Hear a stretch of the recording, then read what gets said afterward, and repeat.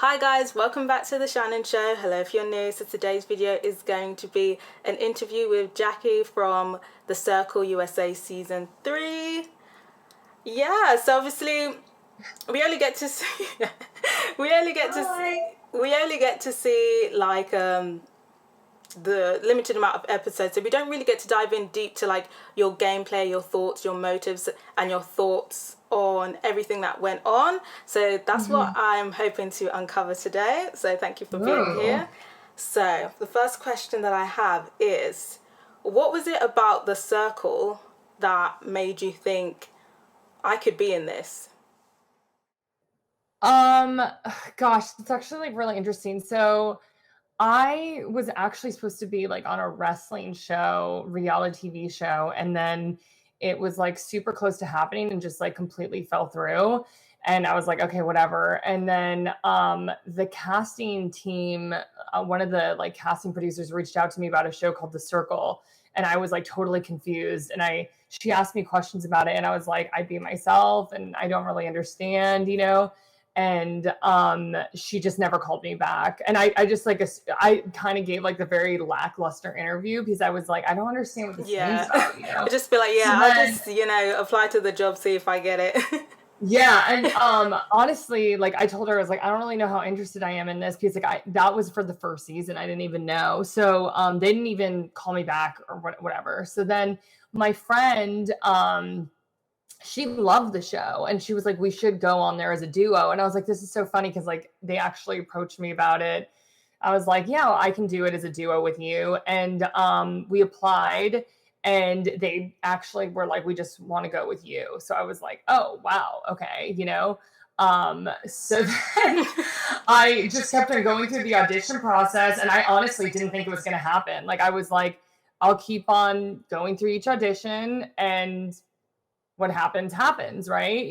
And then the next thing I knew, they were like, hey, we're ready to fly you out. And I was like, this is actually happening. And that was kind of it, like it just, in many ways, I feel like I fell into it. Like I wasn't like, I'm not a big reality TV show junkie. Like I know like some of the other people in the cast like adore Big Brother and adore like other reality TV shows. Like for me, it was kind of like,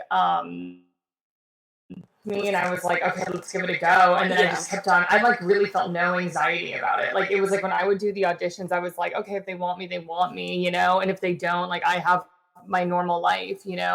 So but then when the opportunity was like, this is actually gonna happen, I was like, oh wow, like let's go. So obviously you kind of like auditioned for season 1 and then got auditioned again for season 3. In that space of time, did you like watch the show and realize like the concept of the show, or were you still kind of just going with the flow? I'll do the research later kind of thing.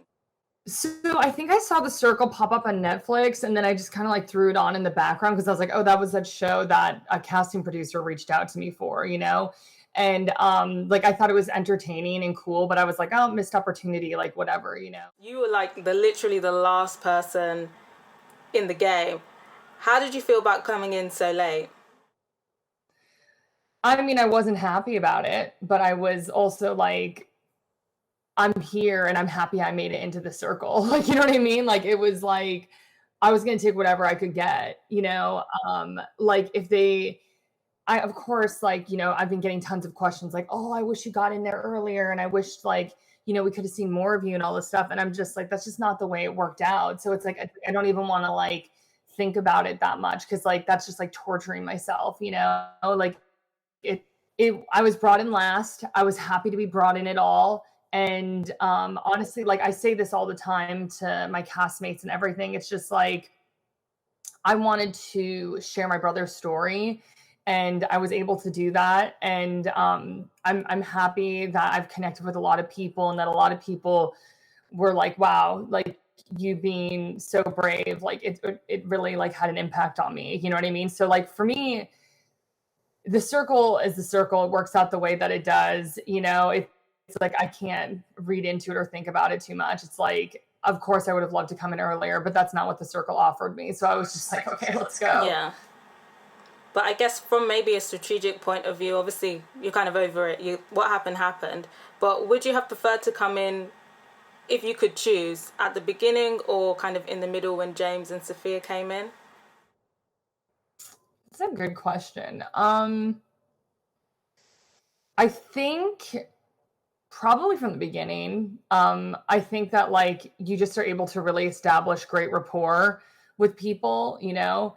The problem with coming in that early and being a strong player though is that, you know, you saw Kelvin and Roxana get eliminated and they were, I think, amazing. Like, you know what I mean? I think that they were eliminated because they were top contenders. You know what I mean? Like, I think people were threatened by them. No matter what people say, I think that like underlying feeling was like, wow, these are really big threats, you know? Yeah.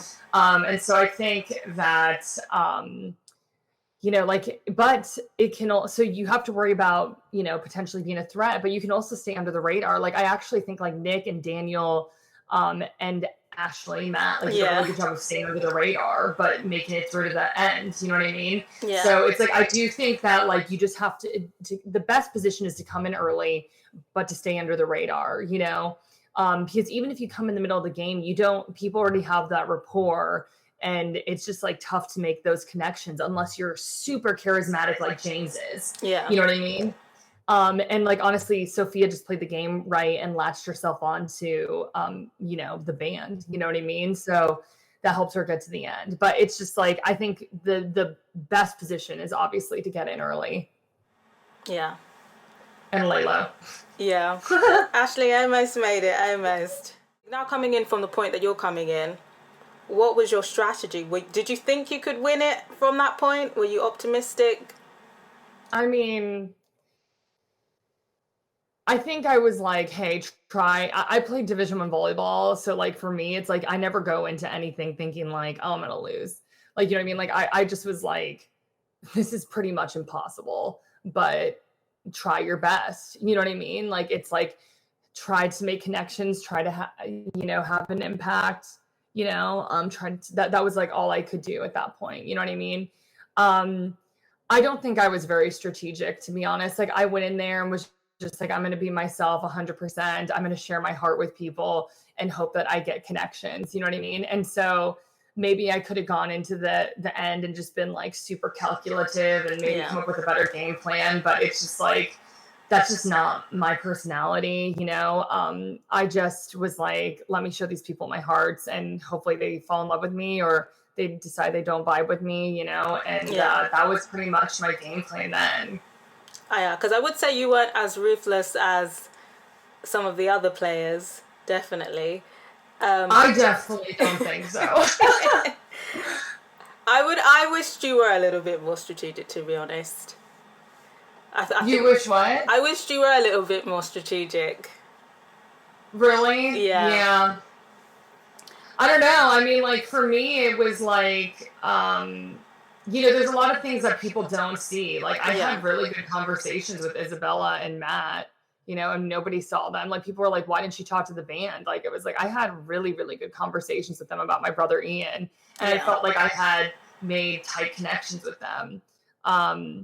Also, it's like people say, like, go in there and be super strategic, but it's also like, you're in the public eye. You know what I mean? Like, that's just not who I am. I'm not a conniving, cunning person like that. So then you did have to make one really, I'm not sure if it was really a big decision, but you had to make, well, what we saw was obviously when you had to pick between the band and then the resistance with James, Daniel, and Kay.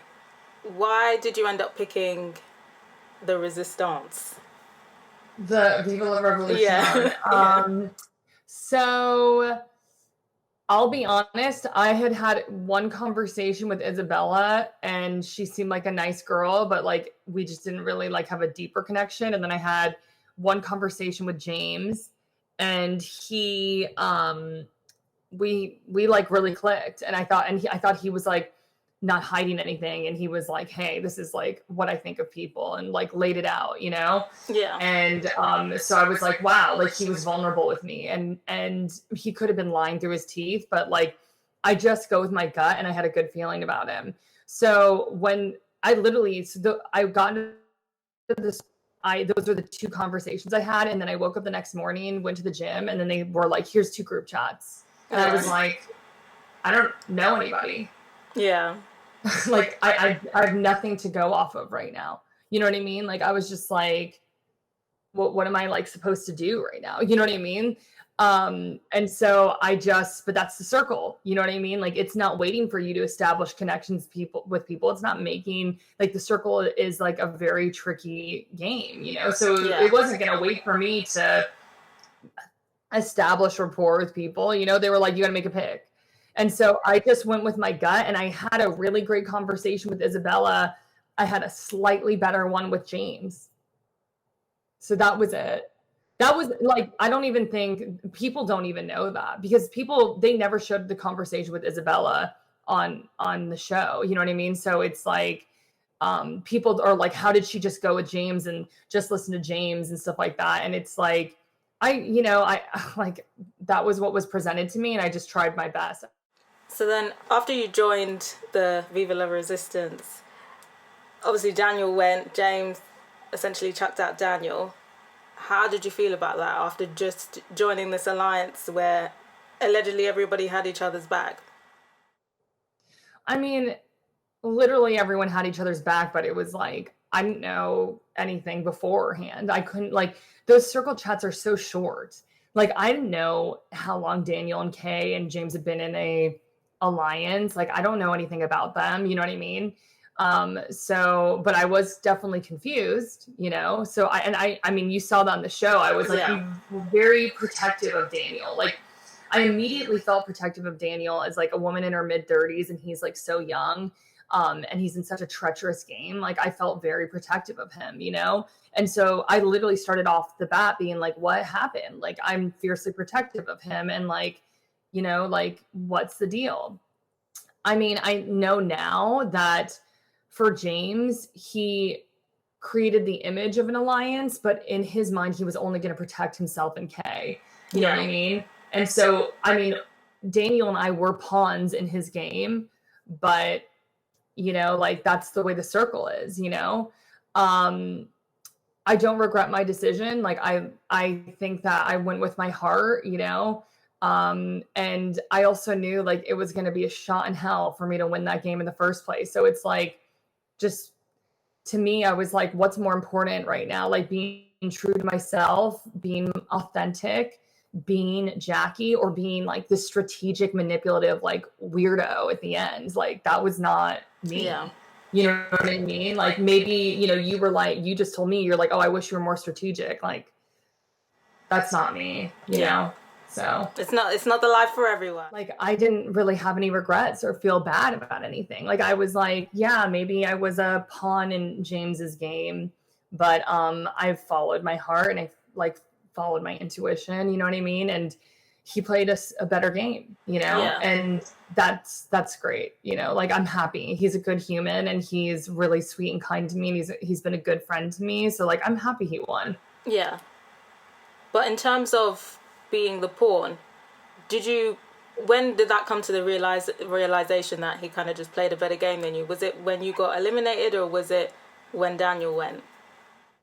Oh, definitely when he came in. Like, well, you know, I confronted him and Kay about like what just happened here with Daniel, and he just continued to play his game of reassuring me. Oh yeah. You know what I mean? And he'd already had the conversation with Nick.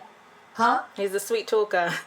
Yeah, for sure. And I mean, he already had the conversation with Nick and Kay where they were like, do we have each other's backs? Is our alliance good? And then he had the conversation with me, and he was like, is our alliance good? So he knew I was going to vote him high, you know? So, you know, like when he came in and I was blocked, I was like, oh. You've been played. Yeah. Yeah, you know, it's just, yeah. I was upset. I was upset for you. Yeah, I think James got a lot of flack for that, though. Like, especially two in a row. He got a lot of flack for that. Yeah, I think James got his ass lit up for it. And, you know, a lot of people were like, you didn't stand your ground and you're not loyal and stuff like that. But I think he later explained, like, my game plan was not to be loyal to Jacki. You know, my game plan was to be loyal to Kay.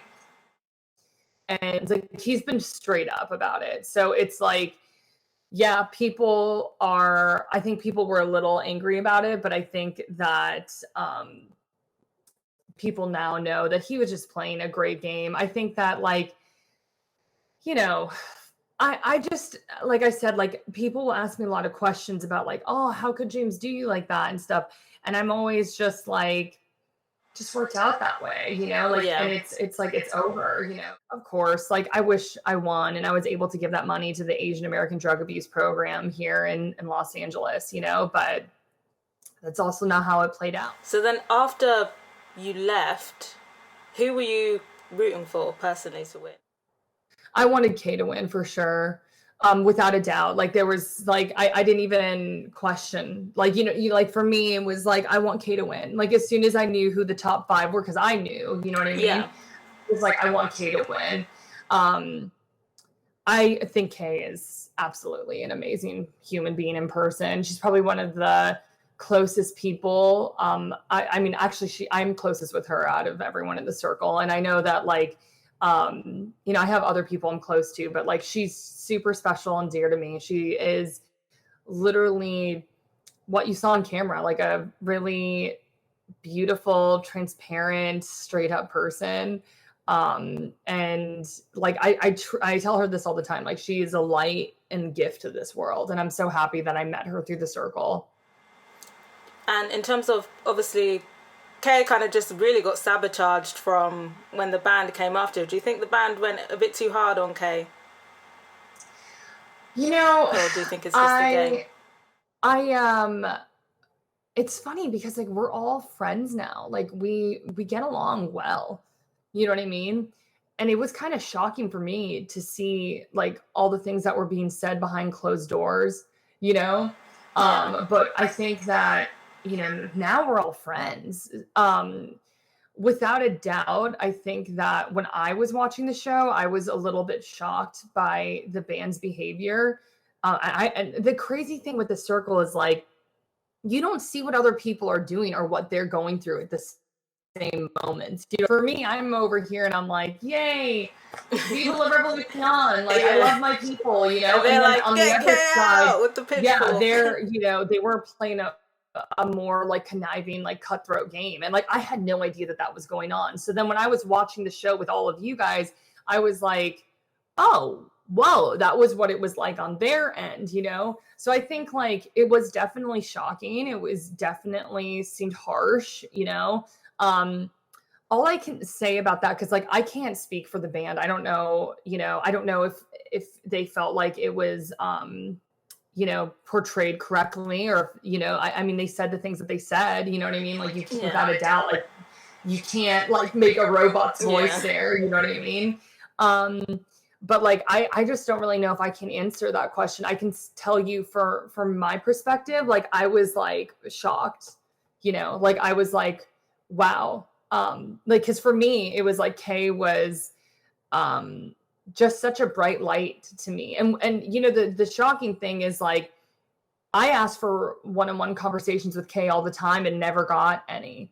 I got to talk to her in that group chat, and I got to talk to her in the group chat later, but, like, my heart was, like, calling to have a connection with her, but it just was not what the circle wanted, but it's still in my heart. I felt like she was great, So I don't know. It's funny. It's just like, yeah, I don't know why they felt like that. And for me, it was completely different, so.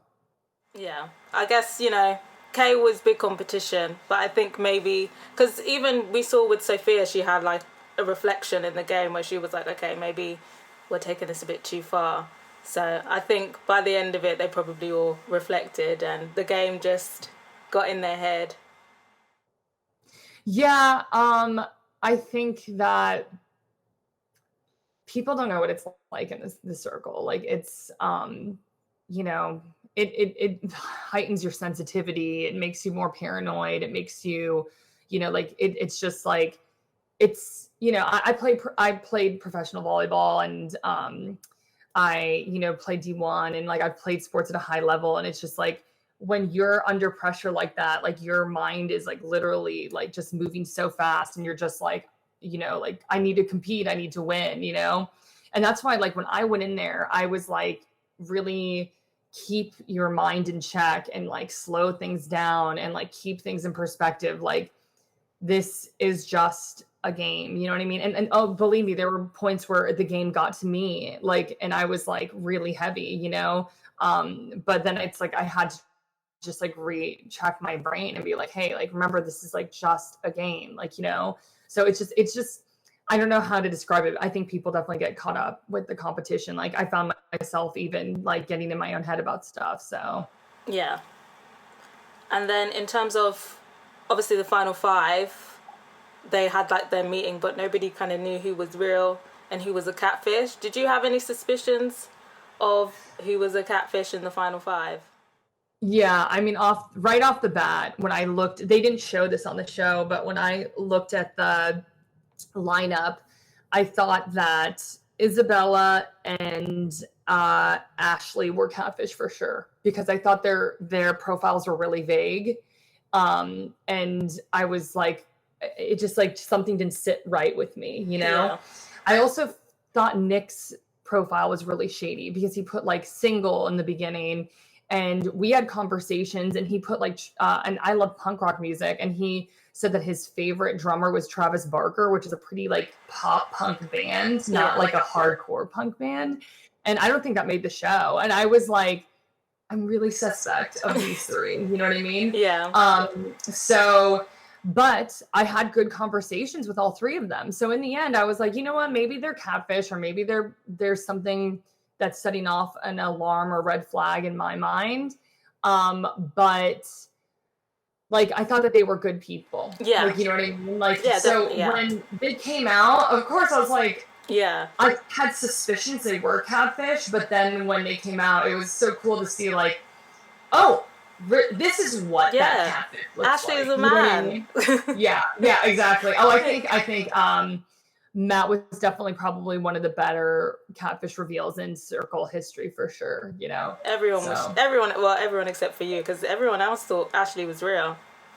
Yeah, well, I think some people had their suspicions too. Yeah. Obviously, you played it real, but did you ever think about maybe changing up some details about yourself? Nope, didn't want to change a thing. Like, Like, 100% authentic. I'm a bad liar, and I just knew like I could not lie about anything. Like, I just knew that I would find myself like effing up and self, you know, and I'm just not a good liar. In what order did you think the finalist was going to be in? Can you remember them? It was Kay, James, Ashley / Matt, Sophia, Isabella, and Nick. What was my personal ranking of them in the end? No, what was your prediction? Man, I don't know. Like, I wanted Kay to win, but I knew it was going to be a stretch because Matt and Sophia and Nick were like so gung-ho against her, you know? I kind of wasn't surprised by Nick ending up in the bottom, because I just think he came out so much as a threat and was like really intense. And like, I think people in the end were like, yep, thanks for getting us here. F you now, you know? So that's kind of like what happened, right? Yep. And then I think, so I wasn't surprised that Nick was last. Who was fourth? It was Sophia? No, it was Kay. It was Kay? I was heartbroken about that. Yeah. But I kind of knew that she was seen as a big threat, you know? And then Sophia was third. She played a really good game of coasting and being kind of, you know, don't notice me, but I'm, but being a puppet behind. And so I think people thought it was pretty hard for her to win. So, you know what I mean? Like, I think third was actually pretty impressive for her. Ashley did a really good job of getting connections with everybody and being positive. Like, she had a really good connection with James. She had a pretty strong connection with Kay after like she apologized, and I think she had strong connections with the band, you know. But James played the best game, because James, nobody thought he was a big threat because he came in late and he was just that funny guy. Yeah. And he didn't even have a strong alliance, so he set himself up for success. Like, I'm not surprised he won at all. I think a lot of people were surprised. I thought he was going to come like last or third. I kind of thought, I kind of thought he's played such a wild game. He has to win. He has to win. Like, all of this stuff that doesn't make sense to me must make sense, and he's going to end up winning. And he ended up winning. Yeah, it's funny because people think like a lot of people make fun of his game. Like I think Daniel's actually gone on camera like pretty scathingly like like talking about his game. I think that it was he actually played like an incredibly great game because he just got everyone to think he was the nice, funny guy. Stayed kind of under the radar, but kind of on good graces with everyone. And then his alliance fell apart in the end. And there's no way he could win. He's not that strong of a player. Like it was genius. Yeah, it was genius, and I guess he was probably counting on the band to go back, do what they had to do, and then in doing that, sent James to the top.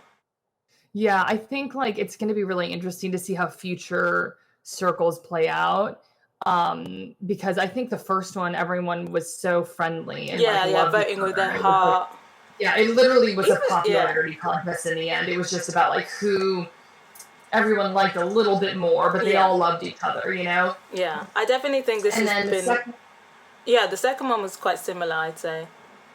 Yeah, I thought that they, there was definitely some divisions, for sure. Yeah. But I think that towards the end, though, it was really friendly. Ours was like very cutthroat. Yeah, cutthroat. Very.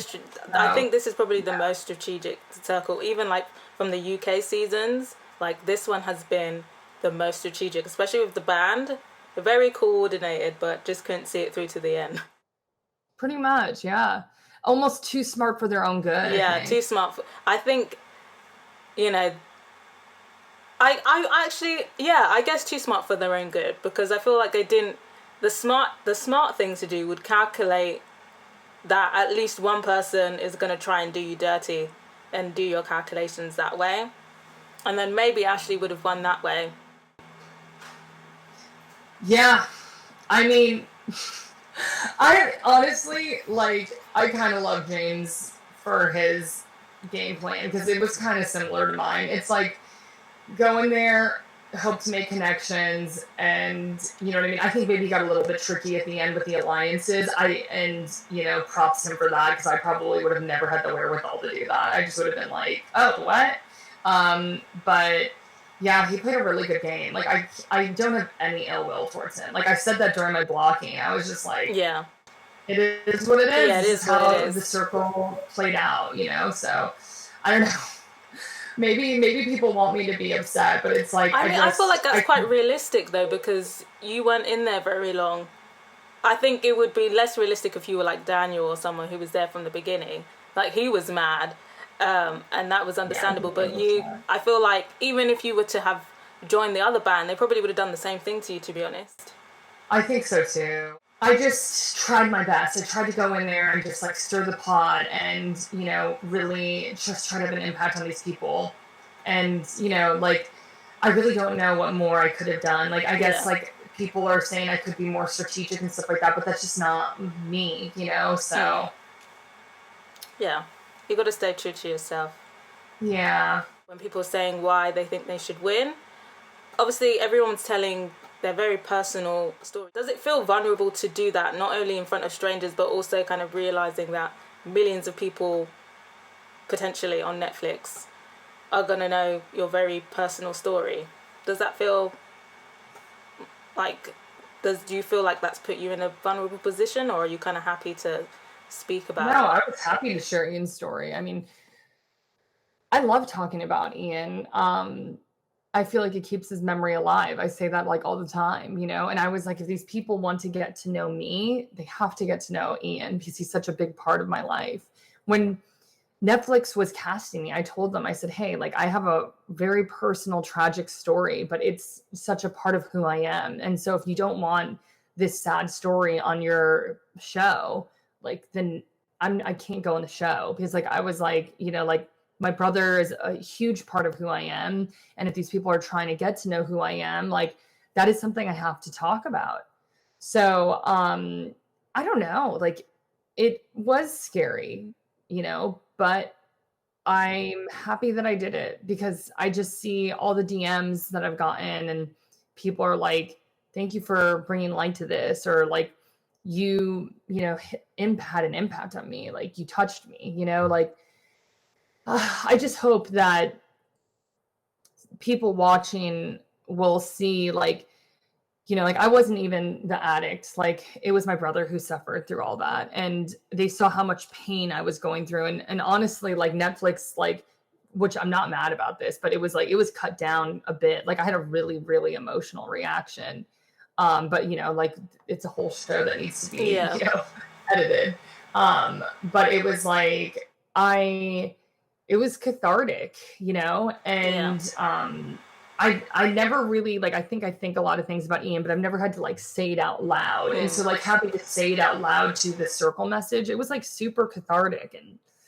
And I don't know, like, I hope that I've helped people see like how awful a monster heroin and opioids are, like, it's like, I wasn't even the addict, and you could see like how much of an impact it's just had on me, So it's like, I think like a lot of people watched and they were like, man, I know what she's going through, or man, I don't want to ever put someone through that, or man, like this, like, I just think it just caused a reaction. And like, that to me is like, I don't really know what's going to happen after this, but it's like, I am happy that I went on the show and I was able to speak my truth, Yeah. Well, I'm happy you were able to do that. Thank you. Obviously, you've been auditioning for other reality TV shows. Do you think, if, like, we've seen before with like Chloe and other kind of reality TV stars on Netflix being brought back for like promos and other presenting jobs, do you think you would like to go into that if the opportunity came about? Oh my gosh, like, without a doubt, like, yes. I've like posted on my stories. I'm like, yeah, like, I'd love to do reality TV again. Like, it was fun. It was a once in a lifetime experience, I would love it.